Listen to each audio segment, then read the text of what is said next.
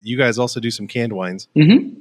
I would assume like obviously you need specific equipment just to be able to do that. How different is the canning line versus the bottling line for all of your wines? Bottling line is pretty standardized system where we put in, bottles go in one end, we inject a little bit of CO2, which kind of helps displace all the oxygen in the bottle.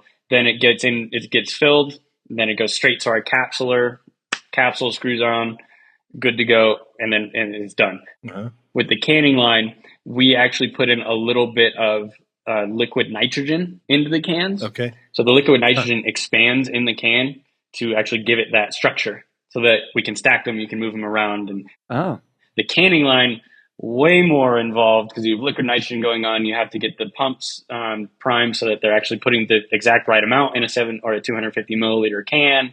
And that one, when we first got that canning line a few years ago, I got home from finals in college, and we were going at, I think it was 21 cans a minute, and just it was all over the place. Wasn't doing great. We were having issues. It's our first time with it, right? It's a brand new, massive piece of equipment. Mm-hmm. And I got in there and said, "Here, let me look at it for a day. Like, let me drive the bus for a day. Let me see how it goes."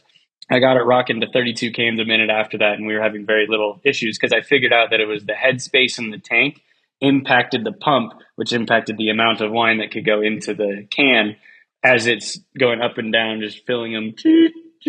It was fun to figure that out. But yeah, canning lines is a little bit of a different realm, and it still has a stigma too, like the capsule versus cork debate.